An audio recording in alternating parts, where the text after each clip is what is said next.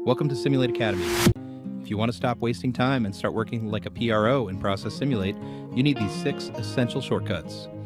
No fluff, just pure workflow hacks. Let's jump right in. Trick number 1. Let's say you have mirrored process points and an already programmed robot path. You can simply mirror the entire path and assign the operation to a second robot. This will save you a ton of time. As you can see here, first select the path you want to mirror. Then go to the Operation tab and click on the Mirror function. Next, simply define the axis for the mirror plane and hit Apply. The mirrored path will now show up in your operations. Finally, just open the operation properties and assign the robot that will execute this new path. As you can see, the path is perfectly mirrored. Keep in mind, you will need to reteach the robot because it will have a different configuration. Remember, only the path was mirrored, not the robot itself. Be honest, how many of you didn't know about this feature? Or maybe you completely forgot to use it. Let me know down in the comments. Alright, let's jump into tip number 2. How to export an Excel file directly from the path editor. This is a highly useful feature, especially when you need to send point coordinates to the design team, so they can ensure clearance for the weld gun. It's super easy. Just load the operation you want to export into the path editor. As you can see, I already have my XYZ coordinates and orientations displayed here. But you can completely customize these columns, depending on what data you need to share with someone else. Whether it's tool info, robot base, or OLP commands, you can set it up exactly how you want. Now, here's a crucial detail. If you need the point coordinates relative to the part, you have to use the set working frame function and snap it to the 0 point of that specific part. Make sense? You have to do this so your X, Y, and Z values are accurately recalculated relative to the part or the car body origin. Done. Now just click Export Viewer to Excel and voila. Your spreadsheet is ready to go. Also, let me know in the comments, do you actually use this export feature in your daily work? Before we move on to tip number 3, don't forget to support the channel by hitting the like button and subscribing. Tip number 3. How to permanently delete process points from an operation. I'm sure you've run into this. You import a bunch of weld points, but some of them just don't belong in your line. They're cluttering up your operations, and even when you try to delete them, those annoying light pink ghost points stay there. Don't worry, there's a fix for this. All you need to do is open the MFG viewer, select the points, and hit delete. But what if you have 1,000 points and don't want to hunt for the extras? Here's a pro move. Put all the points you want to delete into a single operation. Then open the Relations viewer, click on that operation, and the MFG viewer will instantly filter and show only those specific points. Now just select them and hit delete. Problem solved. Drop a comment below. Did you already know this trick? Or how long did it take you to figure this one out? Hey, let's see who struggled with those pink points as much as I did. Before we move on to tip number 3, don't forget to support the channel by hitting the like button and subscribing.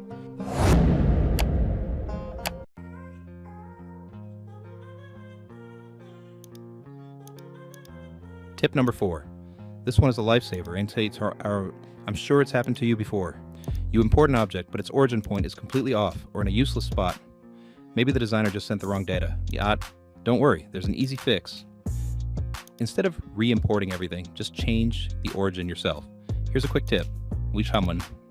Sometimes you need to go into the properties, uncheck Display Cell Frame, and then check it again to make it work properly. It's a simple trick, but it gets the job done.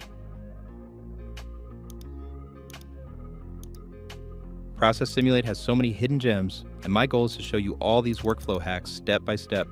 Of course, you might know some of them already, but maybe you just haven't used them in a while. Let me know in the comments which tricks you use, or tell me what specific topics you'd like me to cover next.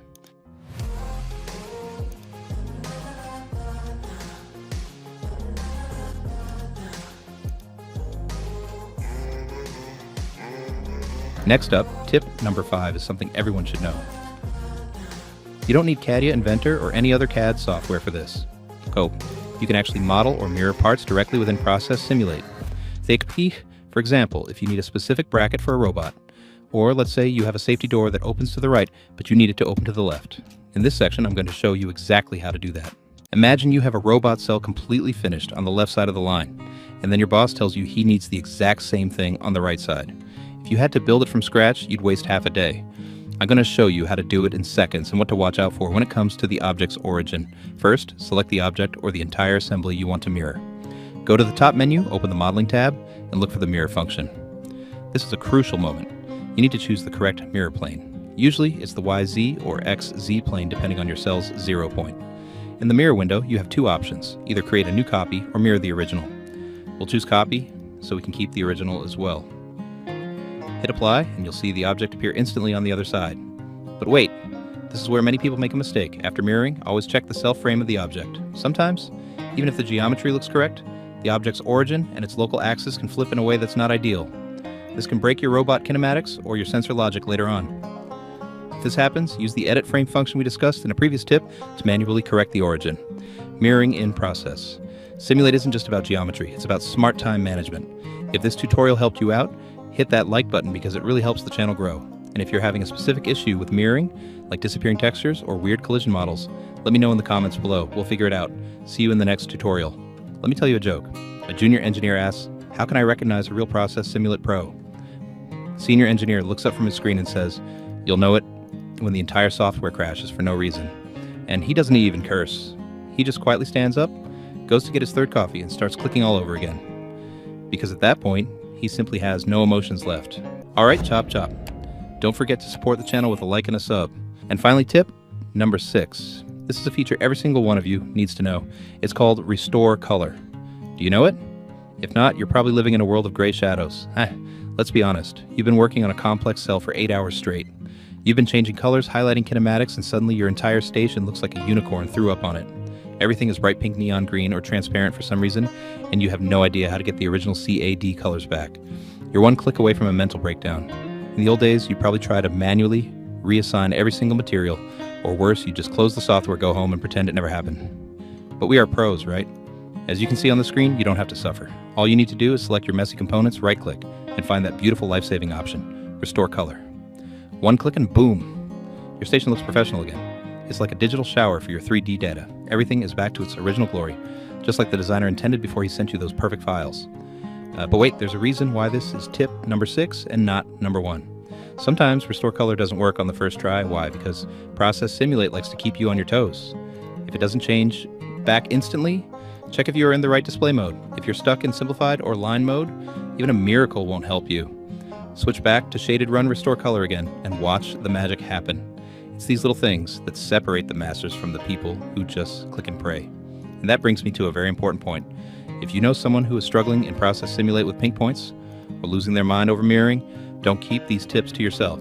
Share this video everywhere you can, whether you're on LinkedIn and Reddit groups or even on your company's Slack and Teams channels. Help your colleagues so they can finally go home on time without a twitch in their eye. Every single share, like, or sub pushes this channel forward and motivates me to keep making these guides. So alright, chop chop. Support the community, post this on your feed, and let me know in the comments which of these tips saved your life today. See you in the next one. Peace.